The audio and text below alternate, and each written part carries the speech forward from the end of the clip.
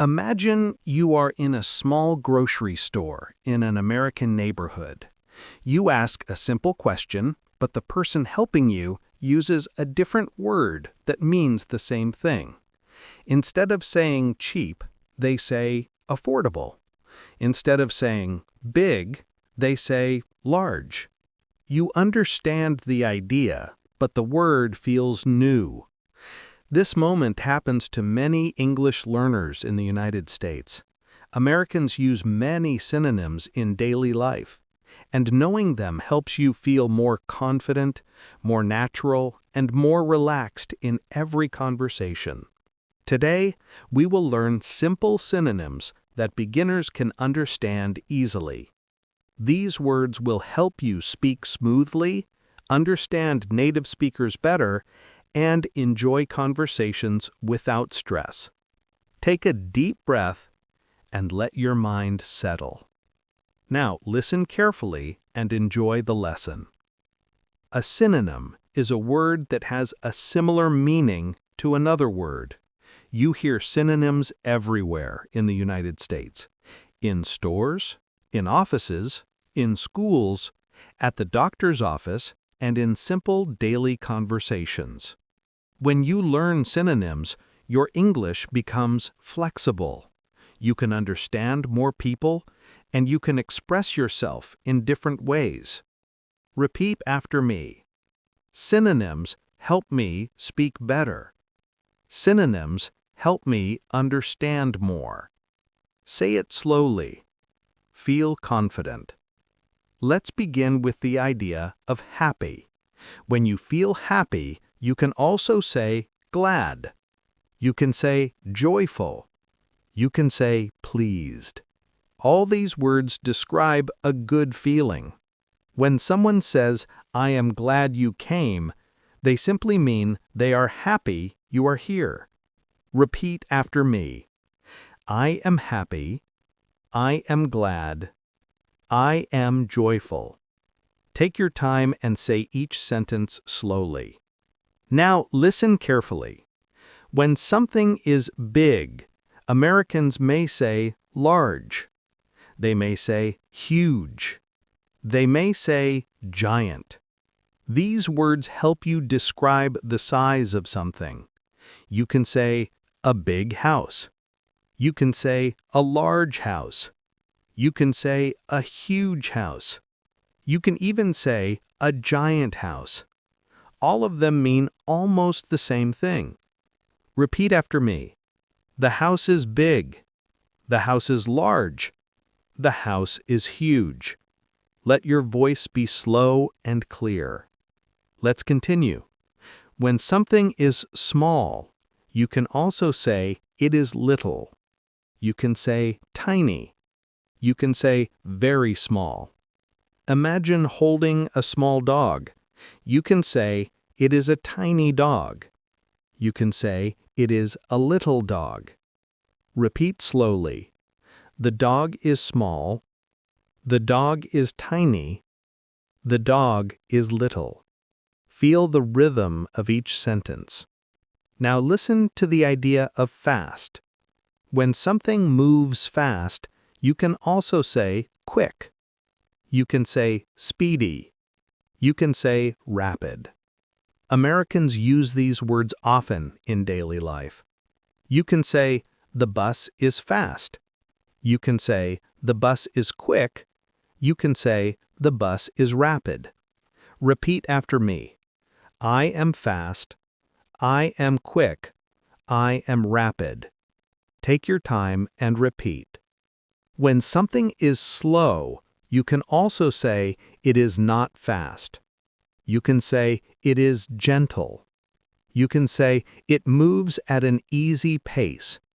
For beginners, slow is the easiest word, but hearing not fast is also common. Repeat after me. The car is slow. The car is not fast. The car moves at an easy pace. Feel the calm sound of the words. Let's continue with the idea of good. In the United States, people often say great. They say excellent. They say wonderful. All these words describe something positive. When someone says, "You did great," they mean you did very well. Repeat after me. This is good. This is great. This is excellent. This is wonderful. Say each word with confidence. Now take a deep breath.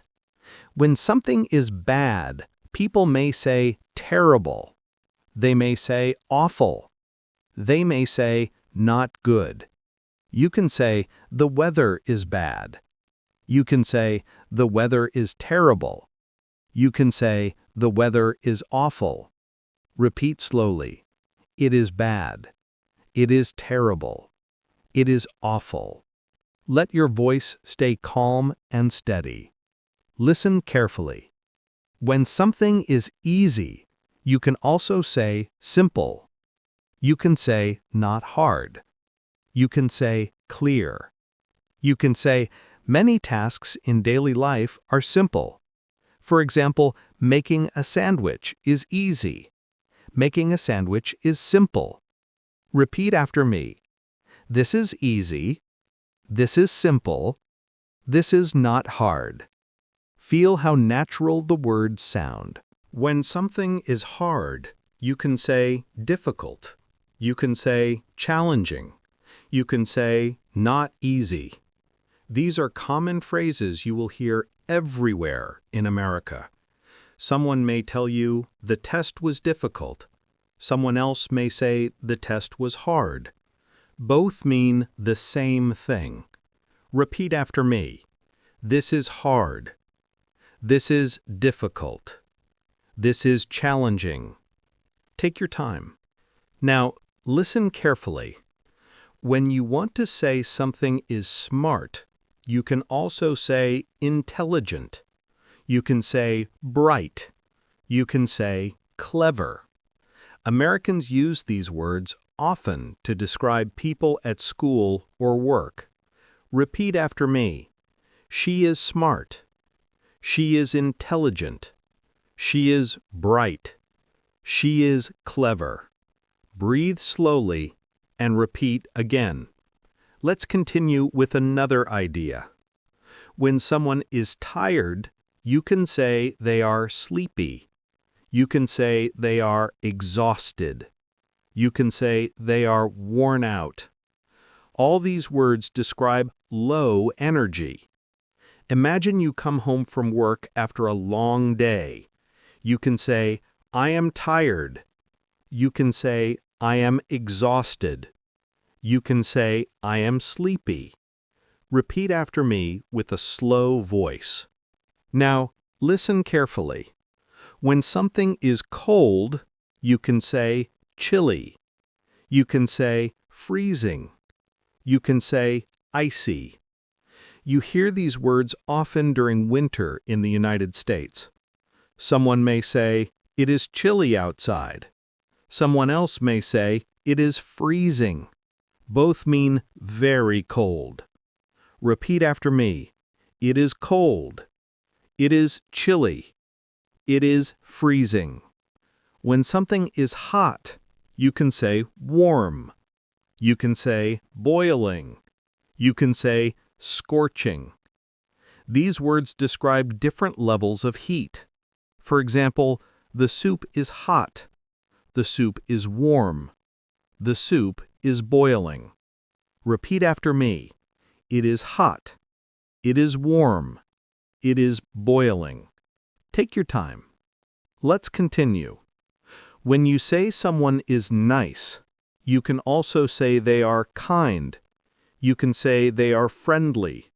You can say they are pleasant. Imagine meeting a new neighbor. You can say she is nice. You can say she is kind. You can say she is friendly. Repeat after me slowly. Now, listen to the word angry. Someone who is angry can also be upset. They can be mad. They can be frustrated. These are very common words in the United States. If someone says, I am upset, they mean they are not happy. Repeat after me. I am angry. I am upset. I am mad. I am frustrated. Speak slowly and breathe. When you want to say someone is funny, you can also say they are amusing. You can say they are humorous. You can say they make you laugh. Repeat after me. He is funny. He is amusing. He is humorous. He makes me laugh. Feel the joy in the sentences. Let's continue with the idea of hungry. When you are hungry, you can also say you are starving. You can say you need food. You can say your stomach feels empty. Repeat after me. I am hungry. I am starving. I need food. Now, listen carefully. When something is beautiful, you can also say it is pretty. You can say it is lovely. You can say it is attractive. Americans use these words to describe places, people, and objects. Repeat after me. It is beautiful. It is pretty. It is lovely. Take your time and say each word clearly. When something is rude, you can say it is impolite. You can say it is disrespectful. You can say it is not nice. Repeat after me. That was rude. That was impolite. That was disrespectful. Speak the words slowly so you feel their meaning. Let's continue. When something is quiet, you can also say it is silent. You can say it is peaceful. You can say it is calm. Imagine sitting in a library. You can say the room is quiet. You can say the room is peaceful. Repeat after me. It is quiet. It is peaceful. It is silent. Now listen to the idea of noisy. Something noisy can also be loud. It can be boisterous. It can be not quiet. Americans often say the room is loud. Repeat after me. It is noisy. It is loud. It is not quiet. Take your time. When something is clean, you can say it is neat. You can say it is tidy. You can say it looks fresh. Repeat after me. The room is clean. The room is neat. The room is tidy. Say the sentences slowly. When something is dirty, you can say it is messy. You can say it is unclean. You can say it needs cleaning. Repeat after me. The room is dirty. The room is messy. The room needs cleaning. Let's continue with the idea of beginning. When something begins, it starts. It opens. It kicks off. Repeat after me. The day begins. The day starts. The day opens. When something ends, it finishes. It is over. It closes. Repeat after me. The meeting ends. The meeting finishes. The meeting is over. Feel the endings of each word. Now listen carefully. When something is important, you can also say it matters. You can say it is meaningful. You can say it is valuable. Repeat after me. This is important. This matters. This is meaningful. When something is unimportant, you can say it does not matter. You can say it is minor. You can say it is small. Repeat after me. It is unimportant. It does not matter. It is minor. Let's continue. When something is true, you can say it is correct. You can say it is right. You can say it is accurate. Repeat after me. This is true. This is correct. This is right.